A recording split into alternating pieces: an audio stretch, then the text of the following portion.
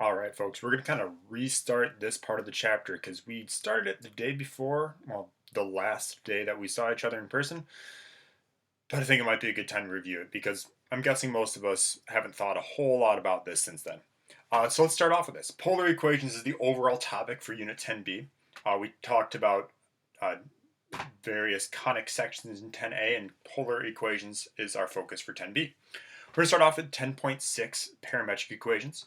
So up to this point, you've been representing a graph by a single equation involving the two variables of x and y, the ones we've been using for years. In this section, we're going to introduce a third variable that's going to help us figure out some things and make it a little easier to represent both vertical and horizontal changes. Uh, so say, for example, we've got the initial velocity of an object is 48 feet per second. It can be shown using an equation that looks like this. Y equals negative x squared over 72x, or sorry, over 72 plus x. And that is represented here. So it forms that parabola that we're used to seeing with all the quadratic functions we've dealt with in the past. The parametric equation is the newer part for this. So let's talk a little bit about that. We've got x, we've got y, but now we're introducing that third variable t. So with the variable t, it allows us to break it down into two separate pieces. Those two separate pieces help us describe, sorry, let me get my writing tool out, the horizontal distance, and then the y equation helps us identify our vertical distance. So we can break it down to two separate pieces, so that way we can look at just the vertical or just the horizontal. Looking at the bottom of this, we're talking about this curvilinear motion. It's following some sort of path. It's got a curve to it. We've got two variables in the position, and we've also got one variable for time. The equations that we're going to use are f and g. So if f and g are continuous functions of t on the interval I, the set of ordered pairs f of t and g of t represent all the coordinates in that point. In other words, the x coordinates are going to come from f of t, and then the y coordinates are going to come from g of t. Those are called parametric equations for c, and t is our parameter, the number that we're going to be plugging in. So taking a look at an example, we're asked to sketch the curve given the parametric equations x equals t squared minus 4 and y equals t over 2. And it also gives us this interval. This is telling us what values of t we're going to be plugging in.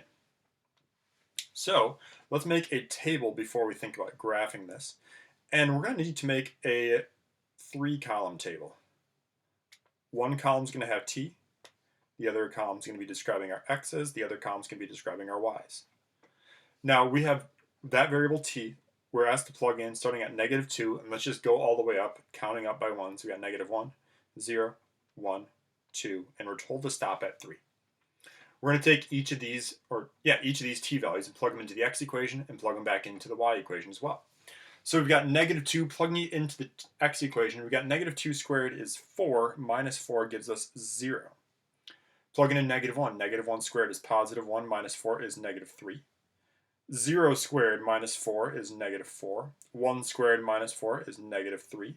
2 squared minus 4, back to 0. 3 squared is 9, minus 4 gives us 5. And those are all of our x values that we're going to be using. Now for the y values, we're going to take it and plug it into the second equation here. So we'll do each of those t values divided by 2. So we got -2 divided by 2 giving us -1. -1 divided by 2 giving us -1/2. 0 divided by 2 is 0. Remember, you're allowed to divide 0 by a number. You just can't take a number and divide it by 0. 1 divided by 2 is 1/2. 2 divided by 2 is 1.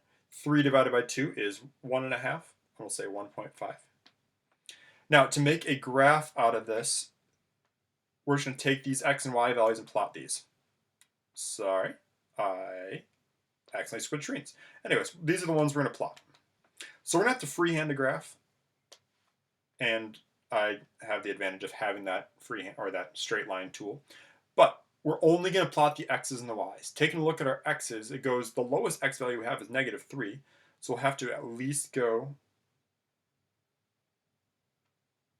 to -3. Oh, I'm sorry, -4. Goodness gracious, I missed that one. And then our highest x value we have is +5, so go 1, 2, 3, 4, 5. Try to space them out evenly. Mine aren't perfect, but that's okay. For our y values, the lowest y value we have is -1/2.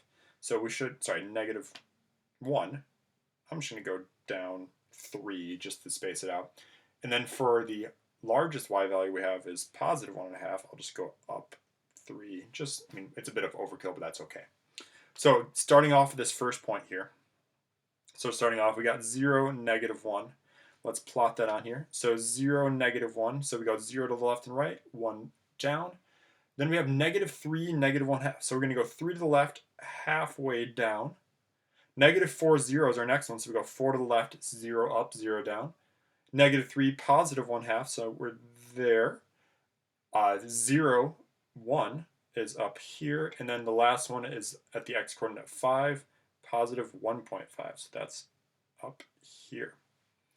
Now, one piece of advice, and I didn't follow my own advice in this one, as you're going through, connect your dots as you go. So for example, we started off at 0, -1. We connected it to -3, -1/2, then to -4, 0, then to 3, positive 1/2, then to 0, 1, and then to 5, 1.5. For our information that we have right now, we can kind of anticipate that it's going to keep going in that direction. We don't officially know that, but I think we can make that assumption.